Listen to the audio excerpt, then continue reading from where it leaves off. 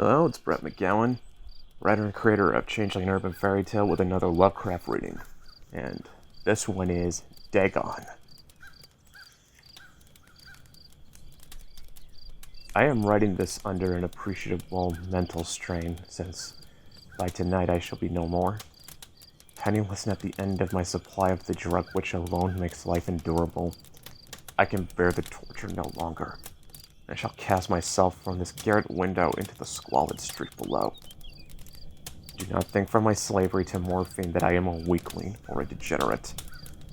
When you have read these hastily scrawled pages, you may guess, though never fully realize, why it is that I must have forgetfulness or death. It was in one of the most open and least frequented parts of the broad Pacific that the packet of which I was supercargo fell victim to the German sea raider. The Great War was then at its very beginning, and the ocean forces of the Hun had not completely sunk to their later degradation, so that our vessel was made a legitimate prize, whilst we of her crew were treated with all the fairness and consideration due us as naval prisoners. So liberal indeed was the discipline of our captors that 5 days after we were taken, I managed to escape alone in a small boat with water and provisions for a good length of time. When I finally found myself adrift and free, I had but little idea of my surroundings. Never a competent navigator, I could only vaguely guess by the sun and stars that I was somewhere south of the equator. Of the longitude, I knew nothing, and no island or coastline was in sight. The weather kept fair, and for uncounted days I drifted aimlessly beneath the scorching sun, wanting either for some passing ship or to be cast on the shores of some habitable land. But neither ship nor land appeared, and I began to despair in my solitude upon the heaving vastness of the unbroken blue. The change happened whilst I slept. Its details I shall never know, for my slumber, though troubled and dream-infested, was continuous. When at last I awaked, I was to discover myself half sucked into a slimy expanse of hellish black mire, which extended about me in monotonous undulations as far as I could see, in which my boat lay grounded some distance away. Though one might well imagine that my first sensation would be of wonder at so prodigious and unexpected a transformation of scenery, I was in reality more horrified than astonished, for there was in the air and the rotting soil a sinister quality which chilled me to the very core. The region was putrid with the carcasses of decaying fish and of other less describable things, which I saw protruding from the nasty mud of the unending plain. Perhaps I should not hope to convey in mere words the unutterable hideousness that can dwell in absolute silence and barren immensity. There was nothing within hearing, and nothing in sight save a vast reach of black slime. Yet the very completeness of the stillness and the homogeneity of the landscape oppressed me with a nauseating fear.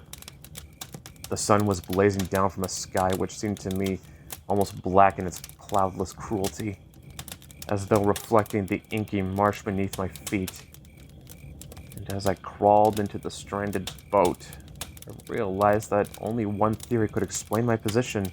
Through some unprecedented volcanic upheaval, a portion of the ocean floor must have been thrown to the surface, exposing regions which for innumerable millions of years had lain hidden under unfathomable watery depths.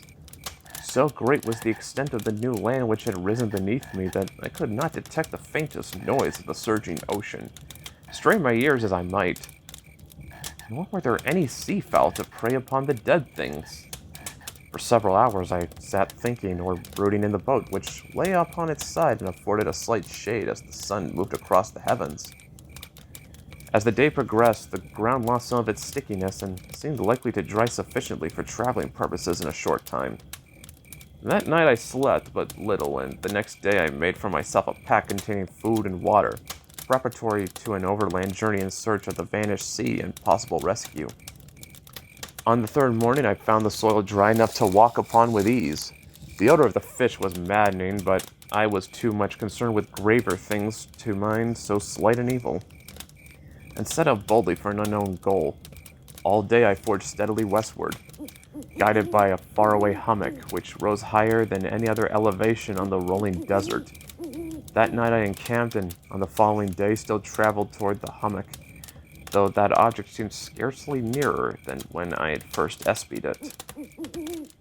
By the fourth evening I attained the base of the mound, which turned out to be much higher than it had appeared from a distance, an intervening valley setting it out in sharper relief from the general surface. Too weary to ascend, I slept in the shadow of the hill.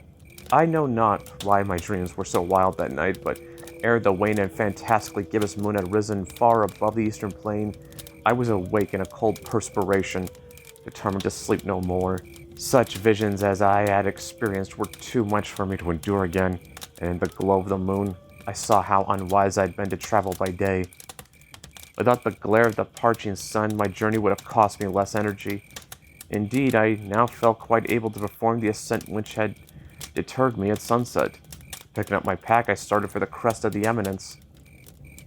I have said that the unbroken monotony of the rolling plain was a source of vague horror to me, but I think my horror was greater when I gained the summit of the mound and looked down the other side to an immeasurable pit or canyon, whose black recesses the moon had not yet soared high enough to illumine. I felt myself on the edge of the world, peering over the rim into a fathomless chaos of eternal night, though my terror ran curious reminiscence of Paradise Lost and of Satan's hideous climb through the unfashioned realms of darkness. As the moon climbed higher in the sky, I began to see that the slopes of the valley were not quite so perpendicular as I had imagined. Ledges and outcroppings of rock afforded fairly easy footholds for descent, whilst after a drop of a few hundred feet, the declivity became very gradual. Urged by an impulse which I cannot definitely analyze, I scrambled with difficulty down the rocks and stood on the gentler slope beneath, gazing into the Stygian depths where no light had yet penetrated. All at once, my attention was captured by a vast and singular object on the opposite slope, which rose steeply about 100 yards ahead of me. An object that gleamed whitely in the newly bestowed rays of the ascending moon. That it was merely a gigantic piece of stone, I soon assured myself, but I was conscious of a distinct impression that its contour and position were not altogether the work of nature. A closer scrutiny filled me with sensations I cannot express, for despite its enormous magnitude and its position in an abyss which had yawned at the bottom of the sea since the world was young, I perceived beyond a doubt that the strange object was a well-shaped monolith whose massive bulk had known the workmanship and perhaps the worship of living and thinking creatures. Dazed and frightened, yet not without a certain thrill of the scientist's or archaeologist's delight, I examined my surroundings more closely. The moon, now near the zenith, shone weirdly and vividly above the towering steeps that hemmed in the chasm, and revealed the fact that a far-flung body of water at the bottom, winding out of sight in both directions and almost lapping at my feet as I stood on the slope. Across the chasm, the wavelets washed the base of the cyclopean monolith, on whose surface I could now trace both inscriptions and crude sculptures. The writing was in a system of hieroglyphics unknown to me, and unlike anything I'd ever seen in books, consisting for the most part of conventionalized aquatic symbols such as fishes, eels, octopi, crustaceans, mollusks, whales, and the like. Several characters, obviously, represented marine things which are unknown to the modern world, but whose decomposing forms I'd observed on the ocean-risen plain. It was the pictorial carving, however, that did the most to hold me spellbound. Plainly visible across the intervening water on account of their enormous size were an array of bas-reliefs whose subjects would have excited the envy of a Dore. I think that these things were supposed to depict men, at least. A certain sort of men, though these creatures were shown disporting like fishes in the waters of some marine grotto or paying homage at some monolithic shrine, which appeared to be under the waves as well. Of their faces and forms I dare not speak in detail, for the mere remembrance makes me grow faint.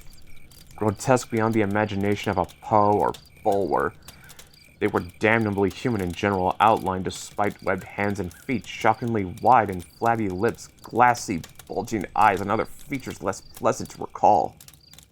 Curiously enough, they seemed to have been chiseled badly out of proportion with their scenic background, for one of the creatures was shewn in the act of killing a whale represented as but the larger than himself. I remarked, as I say, their grotesqueness and strange size, but in a moment decided that they were merely the imaginary gods of some primitive fishing or seafaring tribe whose last descendant had perished eras before the first ancestor of the Piltdown or Neanderthal man was born.